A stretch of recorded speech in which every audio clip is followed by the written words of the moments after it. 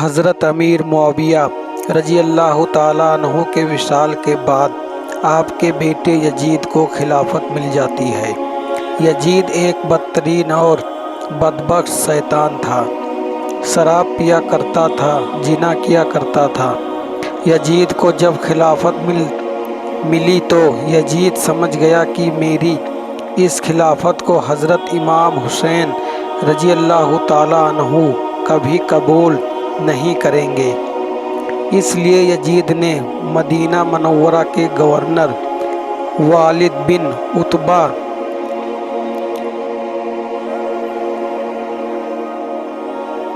کو خط لکھا اور اس میں لکھا کہ حسین ابن علی عبداللہ بن زبیر رضی اللہ تعالیٰ عنہ سے میری بیعت کو مانے، اگر وہ بات نہ مانے تو ان پر ظلم و ستم کرنا۔ امام حسین رضی اللہ تعالیٰ عنہ نے یزید کی بیعت کرنے سے انکار کر دیا، کیونکہ یزید آپ کے نزدیکی مسلمانوں کی امامت اور خلافت کے ہرگز لائق نہیں تھا، کیونکہ آپ جانتے تھے کہ یزید زنا کرتا ہے، شراب پیتا ہے اور ظالم تھا۔ امام حسین رضی اللہ تعالیٰ عنہ مدینہ شریف چھوڑ کر مکہ تشریف لے آئے۔ جب آپ کو مکہ شریف میں ڈھیر سارے خط آنے لگے، ان خطوں میں لکھا ہوا تھا کہ امام حسین آپ کو فتح تشریف لے آئیں، یہاں پر یزید کا ظلم ستم بڑھا جا رہا ہے، ہم آپ سے ہی بیعت کریں گے، یزید کی بیعت ہمیں ہرگز قبول نہیں ہے۔ آپ نے حالات کو سمجھنے کے لیے اپنے بھائی مسلم بن عقیل رضی اللہ تعالیٰ عنہ کو یہ کہہ کر کوفہ بھیجا، جاؤ جا کر وہاں کے حالات معلوم کرو کہ وہاں کے حالات کیسے ہیں۔ تو حضرت مسلم بن عقیل رضی اللہ تعالیٰ عنہ کوفہ پہنچے تو وہاں کے لوگوں نے بڑے احترام کے ساتھ آپ کا استقبال کیا۔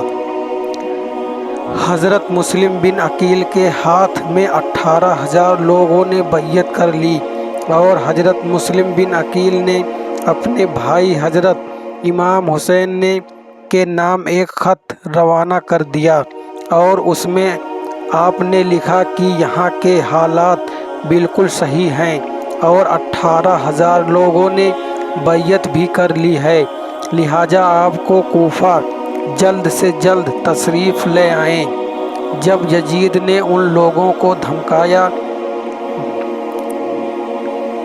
تو لوگ اپنی بات سے مکر گئے اور امام مسلم بن عقیل کو شہید کر دیا۔ کوفہ کے حالات اتنے بدل چکے تھے، جو حضرت مسلم بن عقیل سے محبت کا دعویٰ کر رہے تھے، اب وہی لوگ آپ کی جان کے دشمن بن گئے۔ وہیں دوسری طرف مکہ میں مسلم بن عقیل کا بھیجا ہوا خط حضرت امام حسین تک پہنچ چکا تھا، جس خط میں لکھا ہوا تھا کہ کوفہ کے حالات بہت اچھے ہیں، آپ جلد سے جلد تشریف لے آئیں۔ لہٰذا حضرت امام حسین نے فوراً کوفہ جانے کی تیاریاں شروع کر دی۔ حضرت امام حسین اپنے تمام اہل خانہ کے ساتھ کوفہ کے لیے روانہ ہوئے۔ امام حسین ابن علی کو حضرت مسلم بن عقیل کی شہادت اور کوفہ کی بے وفائی کی خبر اس وقت ملی تھی جب آپ مکہ شریف سے کوفہ کی طرف روانہ ہو چکے تھے۔ جب آپ کا کوفہ شہر کے بالکل قریب پہنچ گئے تو آپ کو روکنے کی کوشش کی۔ حضرت امام حسین نے فرمایا کہ میں تم لوگوں کے بلانے پر ہی کوفہ شہر میں آیا ہوں، اگر تم لوگ چاہتے ہو کہ میں کوفہ میں نہ آؤں تو مجھے واپس جانے دو، میں واپس جانے کے لیے تیار ہوں۔ یہ کہہ کر پوری فوج نے حضرت امام حسین رضی اللہ تعالیٰ عنہ کو کوفہ شہر میں داخل نہیں ہونے دیا، لہٰذا حضرت امام حسین نے اپنے پورے قافلے کے ساتھ اپنا راستہ بدل لیا۔ چلتے چلتے آپ ایک چٹیل میدان میں پہنچ گئے تو آپ نے ایک شخص سے پوچھا کیا کہ یہ کون سی جگہ ہے؟ اس شخص نے کہا اس جگہ کو کربلا کہا جاتا ہے۔ تو حضرت امام حسین رضی اللہ تعالیٰ عنہ نے اپنے تمام لشکر کو حکم دیا کہ یہیں پر خیمہ لگا دیے جائیں، لہٰذا اس طرح سے حضرت امام حسین کربلا کے میدان میں پہنچے، اور ادھر یزید فوج کو اس بات کا علم ہوا کہ حضرت امام حسین نے اپنے خیمہ کربلا کے میدان میں لگایا ہوا ہے، تو یزید فوج نے بھی فوراً کربلا کے لیے میدان میں پہنچنا شروع کر دیا۔ یزید کی جو فوج کربلا پہنچ رہی تھی ان کی سپہ سالار ابن زیاد کر رہا تھا۔ حضرت امام حسین نے اپنے شودھ سے کہا کہ یہ تو تم مجھے یاد کے پاس لے چلو یا پھر مجھے اپنے شہر مکہ واپس جانے دو، لیکن ان باتوں سے ان دونوں باتوں میں سے کوئی بھی بات قبول نہیں کی، اور وہ حضرت امام حسین کو یزید کی بیعت کرنے پر مجبور کرتا رہا، لیکن آپ نے ان کی ایک ہی بات نہیں مانی۔ ایسا ہی کرتے ہوئے دن گزر گئے اور 3 محرم کی دن آ گئے جب ظالم یزید نے امام حسین کے سامنے 22,000 سپاہیوں کا لشکر بھیج دیا۔ دوسری طرف حضرت امام حسین کے ساتھ 82 لوگ تھے، جس میں بوڑھے اور بچے بھی شامل تھے۔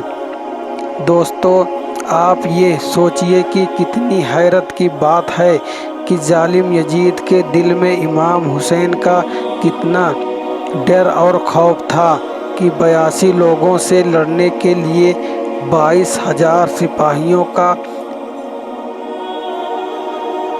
اجازہ بھیجا دیا، تو حضرت امام حسین کے سامنے 100 گنا سے بھی زیادہ بڑا یزید کا لشکر تھا۔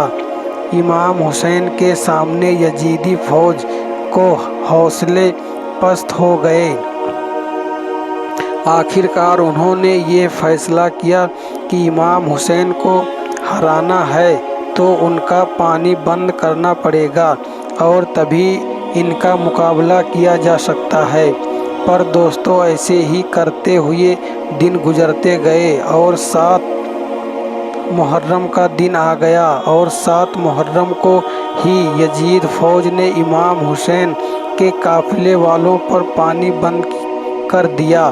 میرے پیارے مسلمان بھائیوں، ہم آپ کو یہ بتاتے چلیں کہ کربلا کے میدان میں پانی کا کوئی بھی انتظام کیوں نہیں تھا سوائے نہر فرات کے، لیکن 7 محرم کے دن نہر فرات پانی بھی حضرت امام حسین کے قافلے والوں پر بند کر دیا گیا۔ حضرت امام حسین اور ان کے ساتھ موجود تمام جوان لوگ تو اس پیاس کو برداشت کر رہے تھے، لیکن چھوٹے چھوٹے بچے اور عورتوں کا پیاس کی وجہ سے برا حال ہو چکا تھا۔ ظالم یزید امام حسین کے گھر والے اور تمام ساتھیوں کو گھیرے ہوئے تھے۔ انہوں نے یہ طے کیا تھا کہ اب 9 محرم کے دن امام حسین کو قتل کر دیا جائے۔ حضرت امام حسین نے حضرت عباس سے کہا کہ عباس، جاؤ یزید کی فوج کے پاس اور ان سے کہو ہمیں ایک رات اللہ کی عبادت کرنے کے لیے دی جائے۔ جب حضرت عباس نے 1 رات کی مہلت کے لیے کہا تو انہوں نے آپ کی بات مان لی۔ جب تک 9 محرم کی تاریخ آ گئی تب تک ہم حسین کو یہ یقین ہو چکا تھا کہ یزید کی فوج کا مقصد صرف اور صرف مجھے شہید کرنا ہے۔ اس کے علاوہ یزید کچھ بھی کرنے کے لیے تیار نہیں ہے۔ اس لیے حضرت امام حسین نے 9 محرم کی رات میں اپنے تمام خیمے والوں کو ایک جگہ پر اکٹھا کیا اور آپ نے کہا کہ یہ بات تو طے ہو چکی ہے کہ یہاں پر موجود سبھی لوگ 2 دنوں کے اندر شہید کر دیے جائیں گے، اس لیے یہ موجودہ آپ میں سے جو بھی واپس لوٹنا چاہتا ہے وہ لوٹ سکتا ہے۔ حضرت امام حسین نے فوراً خیمے میں جل رہے تمام دیوں کو بجھوا دیا اور اندھیرا کروا دیا تاکہ جو بھی جانے چاہے وہ بے جھجک چلا جائے۔ تھوڑی ہی دیر کے بعد جب دیا کو دوبارہ جلایا گیا تو سارے کے سارے لوگ بیٹھے آنسو بہا رہے تھے، یعنی کوئی بھی حضرت حسین کو اکیلا چھوڑ کر جانے کے لیے تیار نہ تھا۔ دوستو، آخرکار 10 محرم کا دن ہے اور حضرت امام حسین رضی اللہ تعالیٰ عنہ کے بیچ جنگ ہونا شروع ہو گئی۔ جہاں ایک طرف یزید کی ایک بڑی فوج تھی تو دوسری طرف حسین کے ساتھ صرف 72 لوگ تھے۔ اتنے میں فوج یہ یزید کا حملہ شروع ہو جاتا ہے اور ہر شہید شہادت کا جام خوشی سے پی لیا کرتا ہے۔ حور شہید ہوتے ہی کبھی قاسم شہید ہوتے ہیں تو کبھی علی اکبر شہید ہوتے ہیں تو کبھی اون محمد شہید ہوتے ہیں۔ 3 دن کے پیاسے امام حسین کے گھر والوں اور تمام لوگوں یزیدی فوج سے جنگ کرتے رہے اور ایک ایک کر کے شہید ہوتے گئے۔ حضرت عباس علمدار سے حضرت امام حسین کے 6 مہینے کے بیٹے علی اصغر کی پیاس نہیں دیکھی گئی۔ آپ کو ایک مشکیزہ لیا اور گھوڑے پر سوار ہو کر نہر فرات کے کنارے پہنچ گئے اور آپ نے ایک مشکیزہ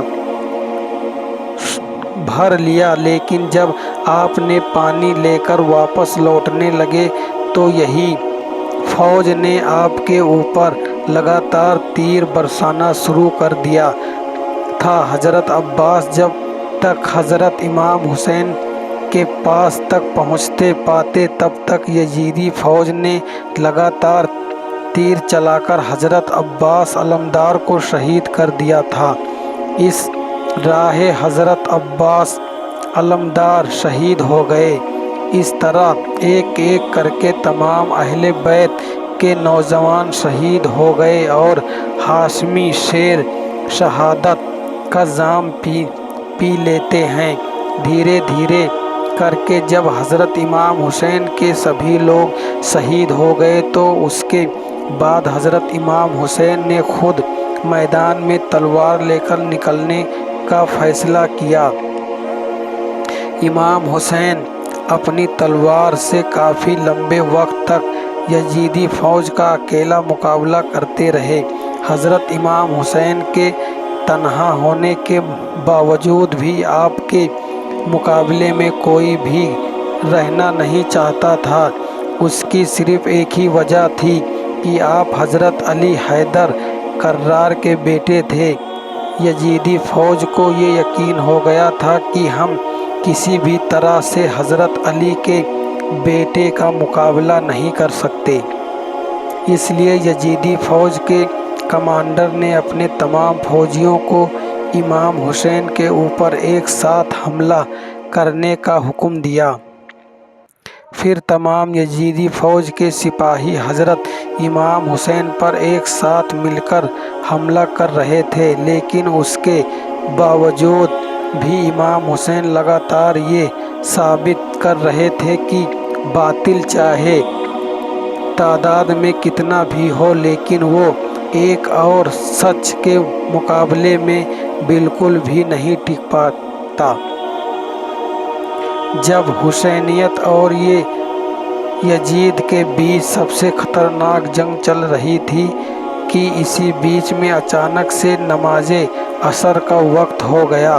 حضرت امام حسین نے ایسے مشکل وقت میں کی ایسی زخم حالت میں بھی عصر کی نماز پڑھنے کا ارادہ کیا، جبکہ چاروں طرف سے حملہ لگاتار ہو رہا تھا۔